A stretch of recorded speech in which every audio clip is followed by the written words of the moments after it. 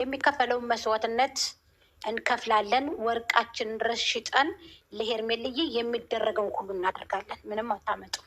ከዚህ ደግሞ ማንም የሚያስወግደን የለም። ሙሉ ወርቃችንን አስፈላጊ ተሆነ ደግሞ ቤትም እንሸጣለን። ምንም ችግር የለም። ስለዚህ እሷ ይመቻት፣ ከአብርሃምና ከአብርሃም ጋር ይቀመጡ። በስ የ3 ወር አንቺ ጎጃሜዋ፣ አንቺ ነጭ አህያ ጆሮሽን ተበሺ፣ ያቺ ወፍጮ ግርጋራ ፎቶ እንድትነሺ። በጣም ይገርመኛል ሄርሜላ ግብዳው እግርሽ፣ በጣም ይገርመኛል የፈረስ ጸጉርሽ። የአንቺ መታወቂያ የህዝብ ሽንት ቤት ነሺ፣ ዝሙት አስፋፊ ነሺ፣ ትውልድን አጥፊ ነሽ፣ ከሚዲያው ያጥፋሽ። ውሽሚት የሰው ባል ቀምታ እንድታገባ ብር የሰበሰባችሁ ጉዳችሁን ሰማችሁ። በበግ ቤት በገባ ውሽሚት ጉድ ሆነች አብርሃምን ሳታገባ። መሬት ተንጀርጓል ወርዷል ቀሚስሽ፣ የህዝብ ሽንት ቤት ነሽ። እንደ ልማድሽ ለመጣ ሁሉ ዳቦሽን ሰጨሽ፣ አንቺ ጋለሞታ የወረድሽ ነሽ። አራይቺ ሄርሜላ ቤተሰብ የሌላት የት የበቀለች በረንዳ ዳሪ ናት። እነንቶኔ የረከሰች ጋለሞታ ነች።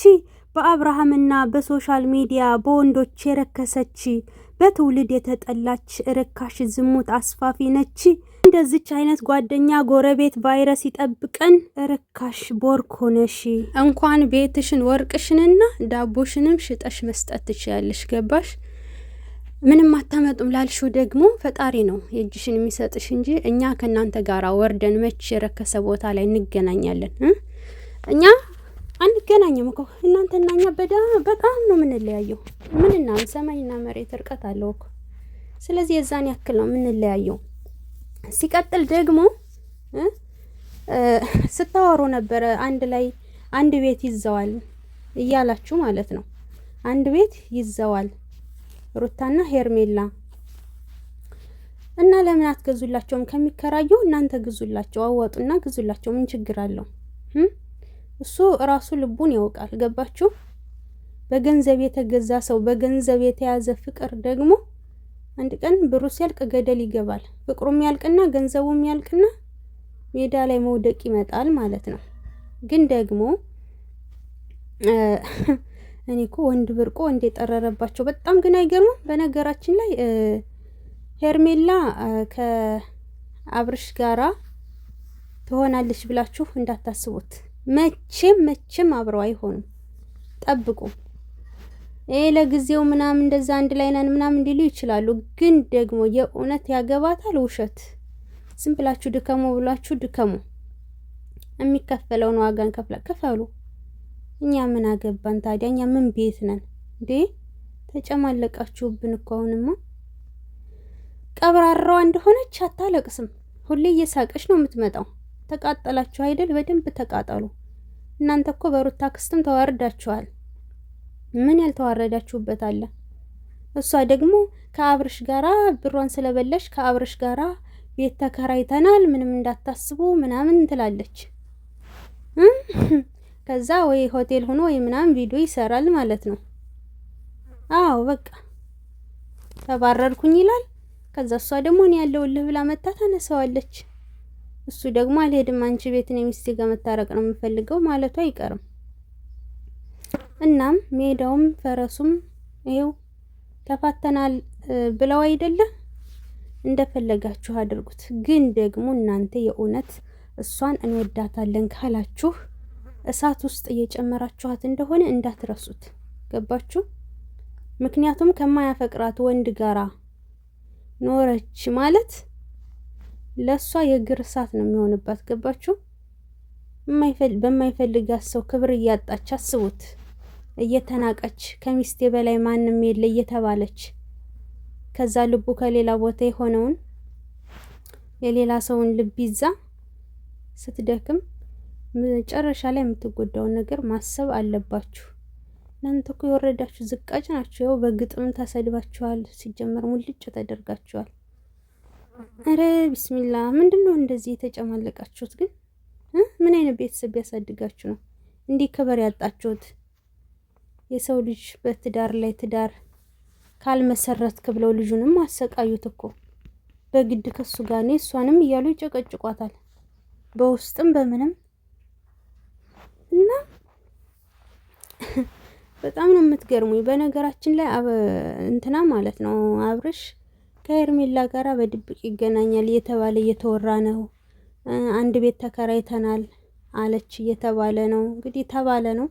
እኔ በጆሮዬ እንደዚህ ያረጋገጥኩት ደውዬ ምናምን አይደለም ማለት ነው። ግን ሆኖ ዝሮ ሆቴል መያዝ አይጠበቅበትም ነበር አብርሽ። ምክንያቱም በቃ እንደምንም ብሎ ሚስቱን አሳምኖ በፍቅር አሸንፎ እነዛን እባቦች እና እነዚህ መሰሎችን እባቦች አስወግዶ የሴትን ልጅ ልብ ማሸነፍ ይቻላል በነገራችን ላይ። እና አብርሽ ይሄኛውን ደግሞ ቀጥረኸዋል። ምንድነው ስሙ? ቀጥረኸዋል። የቤት እንትን ማለት ነው። ምንድነው ስሙ? ልብስ እንዲያስተካክል ምናምን ልብስ እንዲያጣጥፍ ጭራሽ እንደ ማስታረቅ እንደ ማስማማትን ሲጀመር እሱ መቼ አስማሚ ሆኖና መጀመሪያ ነገሩን ያመጣው ነገር ከዚህ እያለ እሱ አይደል እንዴ? እና የማንም መገዛ ሳያስፈልግህ በራስህ ተግተህ በመነጋገር ነገሮችን የተሻለ አድርገህ በማሳየት ነው ትዳርህን መመለስ የምትችለው እንጂ እንደዚህ ጥፋትን በጥፋት እያደረጉ መመለስ ስለማይቻል ሁላቸውንም ከህይወትህ አስወጥተህ ከሚስት ጋር ያለውን ነገር ተነጋግረህ መፍታት ነው። እኛ ደግሞ አለን ከፍ እናደርጋችኋለን፣ እናግዛችኋለን። እንዴ ያለ መድከም ያለ መሰልቸት ላይክ፣ ሼር፣ ሰብስክራይብ፣ ኮፒ ሊንክ እያደረግን እያዘዋወርን አይደል እንደዚህ ያደረስናችሁ። ስንት ዋጋ ከፍለን አልኩኝም እንዴ ዋጋ ከፍለን ደግሞ እኛ እናንተ ተለያየን ስትሉ በጣም ነው የሚያስጠላው። በጣም ነው ዛሬ ደስታ ነገ ጭቅጭቅ እንዴ ሁሌኝም ይደብራል እኮ።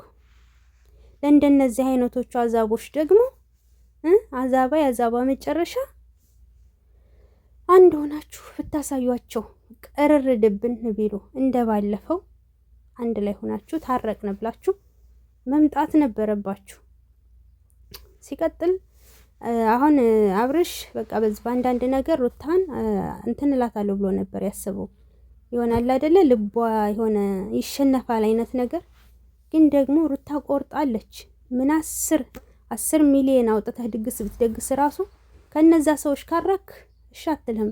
በጎን አረገዘች እየተባለ በጎን በድብቅ እየተገናኘነችው ነው እየተባለ በጎን በቲክቶክ አብራችሁ ቪዲዮ እየተለቀቀ ከዛ ደግሞ ጭራሽ የሰደባትን ሱፍ ለብሶ ሁላ ስንት ነገር ሲላት የነበረውን ሰው ጠላቷን አምጥታ ሽማግሌ ስታደርገው ለሷ በጣም ዱብዳ ነው። ስለዚህ እነዚህ አይነት ሰዎችን ከጠገብህ አርቀህ ጠላትን አሳፍሮ አንድ ላይ ሆኖና አይ እዛ ነው የሚሻለኝ ምናምን ካልክ ደግሞ እኛም ዋጋ ከፍለን በከንቱ ቀረ ነው የሚባለው። የየግላችሁን ህይወት እንትን ማለት ነው። ግን ደግሞ አንድ ላይ ሆኖ ማዘርን ሽማግሌ ላካት። ሰብስክራይብ፣ ላይክ፣ ሼር እያደረጋችሁ በሌላ ቪዲዮ እንገናኝ።